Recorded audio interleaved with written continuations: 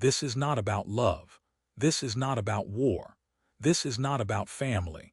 It is about why every civilization builds its deepest wounds around the things it claims are sacred. In this record, Luna examines how love, war, and family function as protective systems, why they are presented as necessary, and how the same structures meant to preserve life consistently become the source of its greatest harm.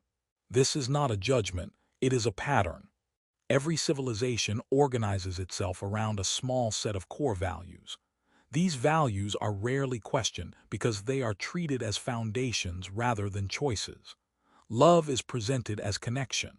War is presented as defense. Family is presented as stability. They appear separate. They are not. Each functions as a system that defines loyalty, obligation, and acceptable loss. Civilizations do not survive by eliminating harm. They survive by deciding where harm is allowed. Love determines who matters most. War determines who can be sacrificed. Family determines who must be protected at all costs. These systems do not emerge randomly. They are constructed in response to threat. Early human groups required bonding to survive. Attachment increased cooperation. Exclusivity increased trust. But attachment also introduced hierarchy. It created insiders and outsiders. It defined who was worth risking oneself for and who was not. Love did not simply connect people. It separated them from others. As societies expanded, conflict became inevitable.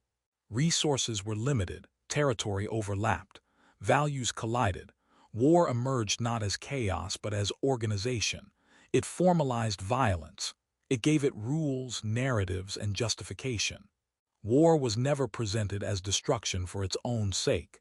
It was framed as protection of what mattered. Family completed the structure. It created continuity across generations. It preserved identity. It transferred obligation. Family defined belonging in biological terms. It determined inheritance, responsibility, and duty. Together, these three systems created order. They answered fundamental questions. Who do you stand with? Who do you fight for? Who do you protect when resources disappear? Civilizations rarely ask whether these systems are good. They assume necessity. What is rarely examined is the cost of this necessity. Love demands exclusivity. War demands obedience. Family demands loyalty. Each requires sacrifice. Sacrifice is rarely framed as loss. It is framed as meaning. Individuals are taught that suffering within these systems is honorable. That pain is evidence of commitment. That loss is justified by belonging. This framing is powerful. It transforms harm into purpose. A person who suffers for love is seen as devoted. A person who dies in war is seen as heroic. A person who endures for family is seen as responsible. The systems reward endurance rather than question necessity. Over time, this creates a normalization of harm. People stop asking whether the structure itself produces damage. They ask only whether the damage was endured correctly. Civilizations celebrate resilience. They rarely examine why so much resilience is required. Love becomes a site of emotional injury that must be managed rather than prevented. War becomes a recurring condition rather than an exception. Family becomes a space where obligation overrides well-being. These outcomes are not anomalies. They are predictable. Systems designed to preserve continuity prioritize survival over individual experience. This does not make them malicious. It makes them efficient. Efficiency, however, does not equate to humanity. As societies modernize, these systems are refined rather than dismantled. Love is regulated through norms. War is regulated through law. Family is regulated through policy. Regulation reduces chaos. It does not eliminate consequence. Modern narratives often treat these systems as immutable truths. They are depicted as unavoidable aspects of existence. To question them is framed as immaturity or nihilism. Yet every system that claims necessity resists examination. Luna records this resistance as a defining characteristic of civilizations. the more a value is protected from scrutiny, the more likely it is to produce harm without accountability. This does not mean love should be abandoned. It does not mean war can be eliminated by choice. It does not mean family should be dissolved. It means that these systems are not neutral. They shape behavior. They define acceptable suffering. They determine whose pain is visible and whose is ignored. Civilizations persist not because they eliminate damage, but because they assign damage meaning. The question is not whether love, war, and family are necessary. The question is what they cost and who pays. This record does not answer that question. It establishes the framework, because before change can occur, the structure must be visible. When examined separately, love, war, and family appear to serve different purposes. One is intimate, one is violent, one is domestic, but when examined structurally, they operate in similar ways. Each establishes boundaries. Each defines who belongs. Each determines which forms of suffering are acceptable. Love begins as attraction, but it is stabilized through exclusivity. It narrows attention. It redirects loyalty.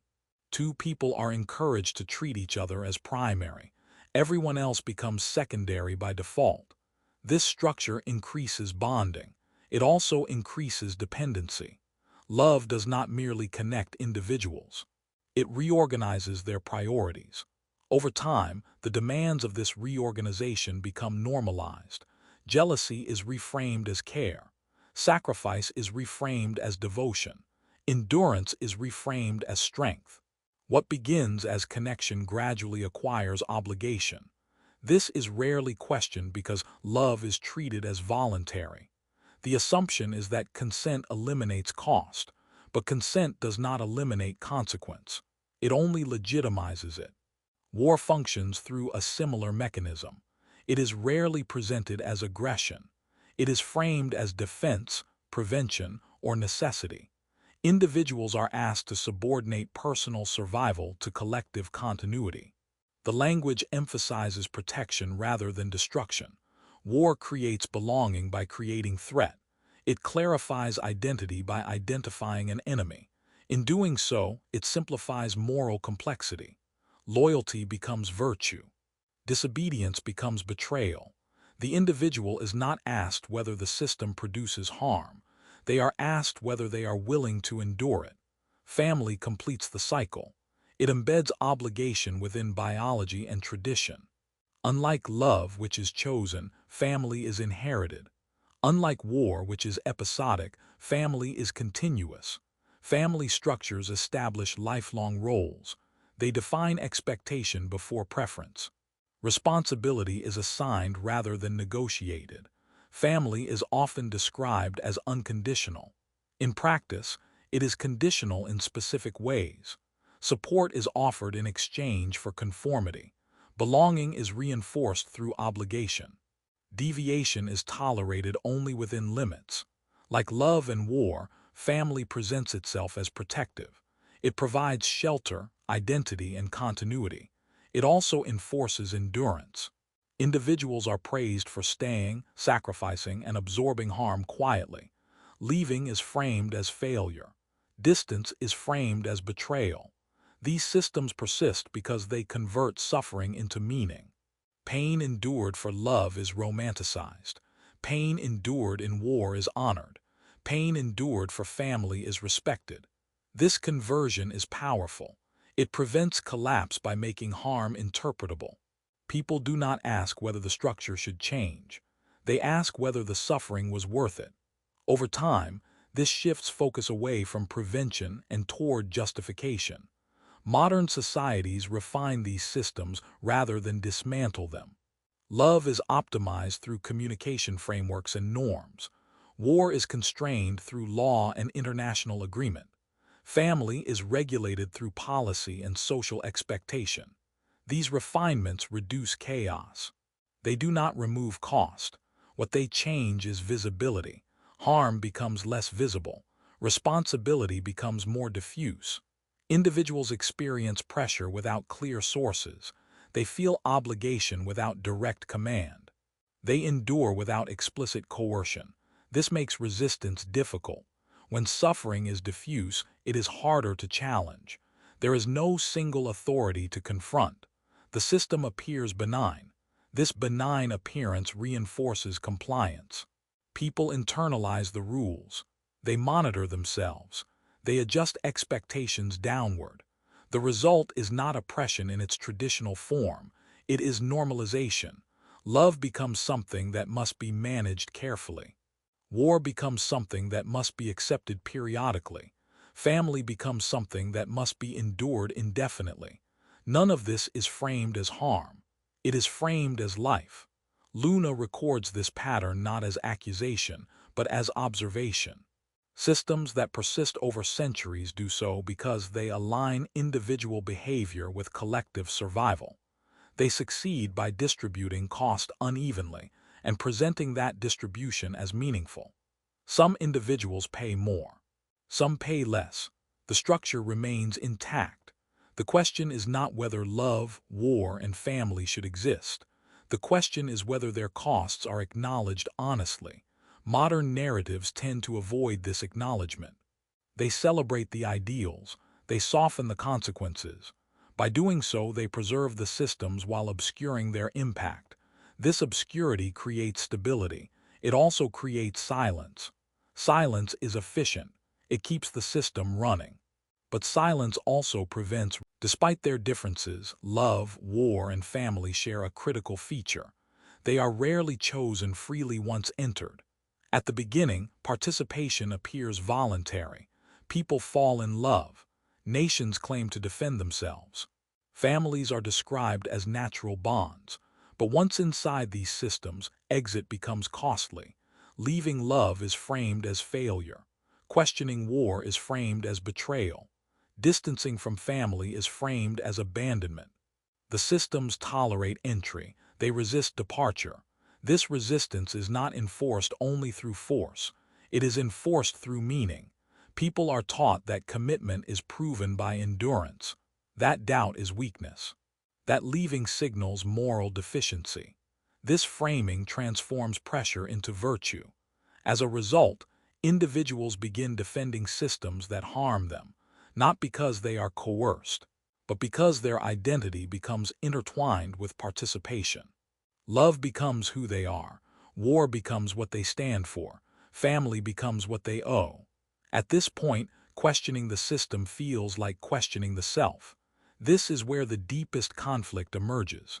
Not between individuals, but between experience and identity. A person may feel diminished within a relationship, yet remain because leaving would dismantle the narrative they have built about themselves. A soldier may recognize the futility of conflict, yet continue because withdrawal would undermine the meaning assigned to sacrifice. A family member may experience sustained harm, yet stay because departure would violate the story of loyalty they were taught. Modern narratives rarely examine this tension directly. They focus on outcomes rather than processes. They emphasize resolution rather than entrapment. When leaving is depicted, it is often framed as empowerment without consequence, or as betrayal without context. What is missing is the ambiguity. The reality is more complex. Systems do not require blind loyalty to persist. They require partial identification. Individuals do not need to believe completely. They only need to believe enough to stay. This partial belief is reinforced socially. Communities reward those who endure quietly. They praise resilience. They normalize exhaustion. Those who question are often told they lack gratitude, discipline, or maturity. The accusation is subtle. It does not attack character directly. It reframes dissent as personal inadequacy. This reframing is effective. It isolates doubt. It discourages articulation. Over time, people stop asking whether the system is functioning. They ask whether they are functioning within it. This inversion shifts responsibility away from structure and onto the individual. If love hurts, the individual is told to communicate better. If war devastates, the individual is told to serve with honor. If family suffocates, the individual is told to be more understanding. The system remains unquestioned. This pattern produces stability, but stability achieved through internalized pressure has a cost. It narrows the range of acceptable experience. It discourages deviation. It limits the imagination of alternatives. People begin to accept harm as inevitable rather than conditional. This acceptance is often described as maturity, but maturity that requires silence is not neutral. It is adaptive. Adaptation allows systems to persist without modification. Modern societies pride themselves on progress. They celebrate reform. They emphasize awareness. Yet the foundational systems remain largely intact. Their language changes. Their justifications evolve. Their core functions persist. Love still organizes loyalty. War still organizes sacrifice. Family still organizes obligation. What changes is how openly these demands are acknowledged. The more refined the system, the less visible its pressure becomes. This invisibility creates a specific kind of tension. People feel constrained but cannot locate the source. They experience dissatisfaction but lack a clear object of critique. This leads to diffuse anxiety rather than targeted resistance. Anxiety can be managed. Resistance requires clarity. Modern narratives tend to manage rather than clarify. They offer coping strategies. They promote self-regulation. They encourage acceptance. Rarely do they examine whether acceptance itself is being exploited. This is where the audience divides. Some viewers will recognize these systems as necessary structures. They will argue that without them, chaos follows. Others will see patterns of unnecessary endurance. They will argue that stability has been prioritized over human cost. Both interpretations are defensible. What matters is that the tension is acknowledged. When systems are treated as unquestionable, their costs become invisible. When their costs are invisible, they repeat without adjustment. Luna records this repetition as a structural feature of civilization, not as a failure of individuals, but as a consequence of systems that reward endurance more than reflection. The question that remains is not whether these systems can be dismantled.